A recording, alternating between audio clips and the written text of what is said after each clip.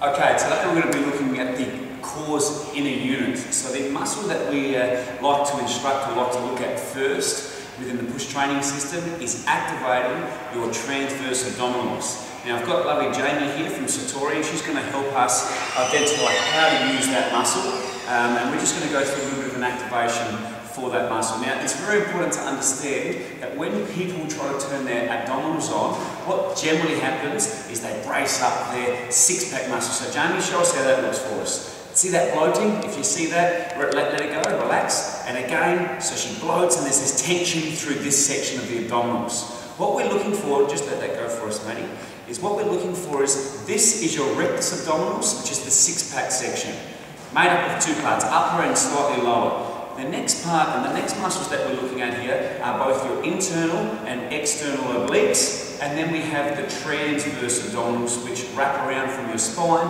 right through to the outside part of where your six-pack muscle would be.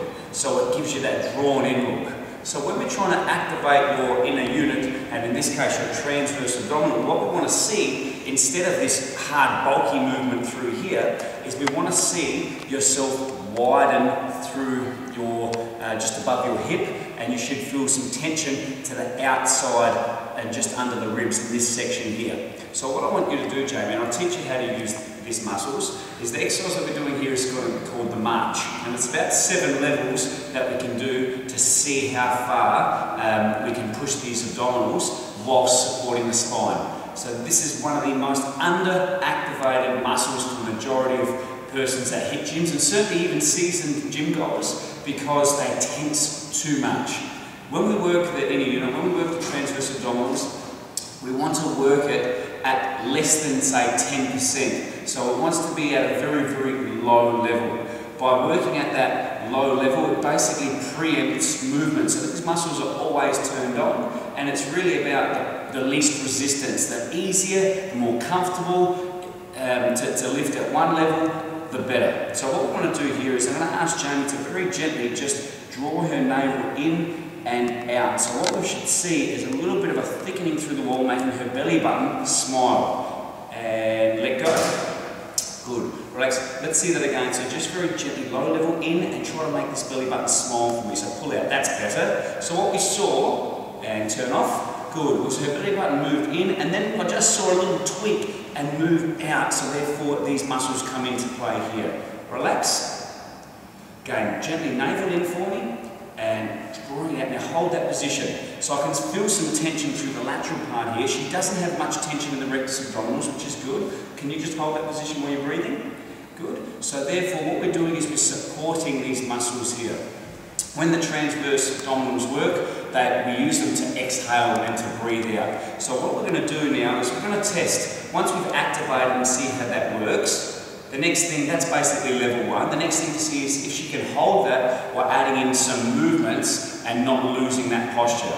Now, if she was to lose posture, what would happen is, again, she would bloat or arch her back. Show me that one there. Arch her back, or she would tense too much and do this one again. Or when I get her to lift her leg, she might turn her hip and twist. We want to see minimal to zero, nil movement, so that your abdominal here acts as a filter for these larger movements. And that's the way it should work, whether you're running, whether you're pressing, pushing, pulling. We want to see these abdominals supporting, because it ties your foot to your hand together. Everything comes from in here and moves out. The swinging motion of a run from the leg to the arm, the abdominals hold that steady so that you don't go too much on one side and not enough on the other, but get some form of synergy. So keeping things tight and compact really starts from inside out. So let's see this. What I'm going to do is I'm going to find the real bony point at the front of the hip. This is called your ASIS, which is the anterior suprailiac spine.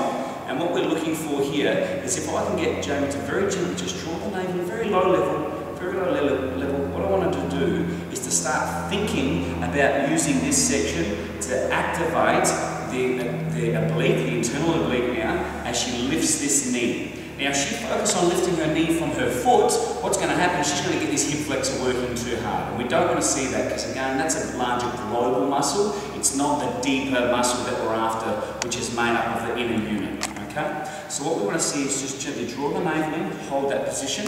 Very gently, on 4 counts, I want you to start thinking about using this muscle. 1, 2, so just dialing it up for me, 3 and 4, the foot should be lifted, so there should be no movement there. That was really good, okay? So what I want to do is, as I'm counting, I just want you to feel yourself dialing up more pressure, so at the very last count, your foot is like about to lift anyway. So you've already basically done the work, the final step is just actually bringing it off the floor. Does that make sense? So first and foremost, we cannot get to that level if we don't turn on, okay? So gently, navel in, pause there.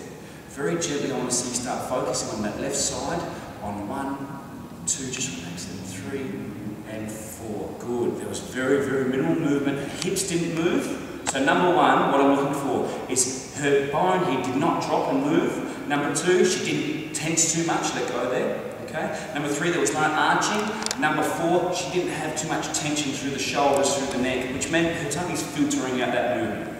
So I want you to do it again, but even at a lower level, because you're seeming like you're doing this comfortable, so I want you to make it really look even more comfortable. We're going to do it on this side though. So relax, just very gently, make your belly button smile, pause there, hold that position, and on 4 counts we're going to lift up that left foot. 1, 2, 3, 4. Not bad, not bad. Good, relax, bit of practice, let's try to dumb that down. So turn off, and let's practice setting again. Navel in, good. That's it, so just gently. Draw the navel in, make it smile for me. Pause there, pause, good. And on 4, 1, 2, 3, and slowly. A little bit tougher on that right hip flexor. Okay, so we can see that there's definitely a difference between this side and that side. So there's some form of dysfunction going on at this hip. Now there could be a number of reasons for that. That's for another day. What we're going to do in this circumstance is ask her to do that again, and then we can look at why. Relax, hold that position. Just gently draw that navel in, very gently. Pause, hold that. And you start focusing a little bit more on this side. So really focus down where my finger is. Okay, you're going to lift that same left leg again. On 1, 2, 3, 4. That was better. Better control that time. You really had to think about that, didn't you? Okay. And let it go. Relax. Good. One more time. Navel in. Good. Pause there. Hold it there. And on. Go. 1, 2, 3, 4. Well done. Excellent. Excellent. Awesome. So that is what we call the marching exercise. Firstly, let's identify with these muscles and make sure we work on the right ones by making the belly button smile. The other cue you might use is imagine you've got a belt around your midsection and that you're flaring your abdominals, so you're trying to fill up the belt. Just try that one, so try to push out into the belt, okay?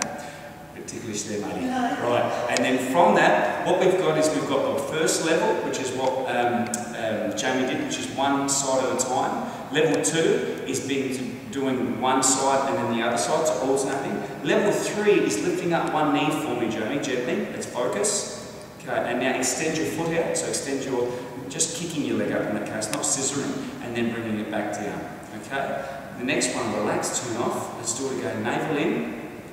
Pause, let's focus on lifting up that left leg very slowly up. This time, let's see you scissor. So as you come up, let's see you scissor. We're going to the next level, ready? Okay, just follow me, that's right. Okay, down we go.